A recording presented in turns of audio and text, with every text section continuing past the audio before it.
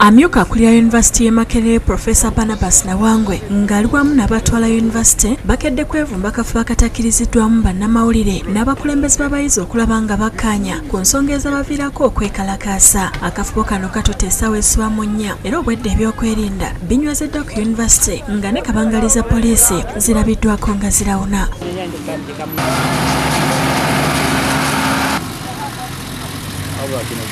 Waliwo omuyizi asoose okuva mu lukiiko nga terunaggwa n'alangirira nti singa tebakola ku nsonga zaabwe bagenda kuddamu beekalakaase. The issues of contention, feed, tuition, increment, they are there. Taking breakfast, balia bananas, balia ebyembu.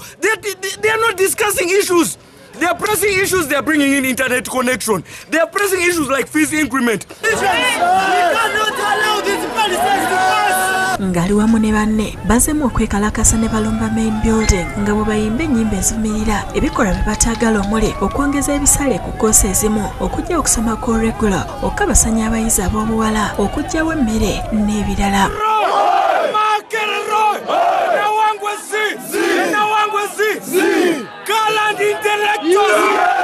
I am here to tell you one thing. Yes. We have come to just listen to ourselves. Yes. We have come to listen to ourselves.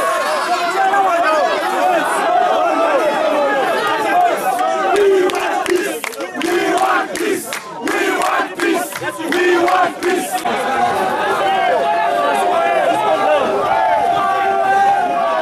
Era wayise akaseera katono n'abakulembeze abalala ne bavaayo ne bategeeza nti si bakuva ku nsonga zaabwe okutuusa nga zikoleddwako. Bano bawadde kanso essaawa emu yokka okubaako kye bakola obassa ekyo bakuddamu okwekalakaasa. We are not going to allow these unfair policies to be implemented in our university.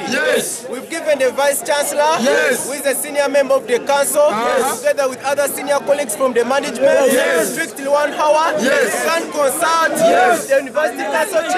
Omutabaganya wa poliisi n'omuntu wa bulijjo Hassan Kasenje aze ku University okwogerezeganya ne bekikwatako okulaba ng'embeera edda mu nteeko. Bakira abakungu bali mu kuteesa ng'eno abayizi bwe bayimba ennyimba ezisoomooza abasirikale.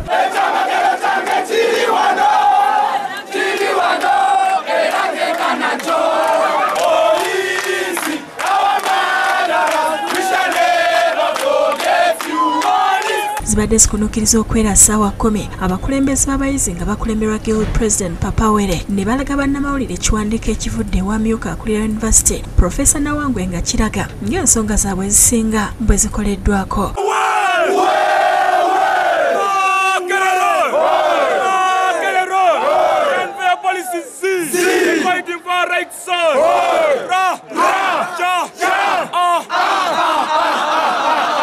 That they've given us this 5-page document so that we come up with a more binding document after consultation with all the relevant stakeholders.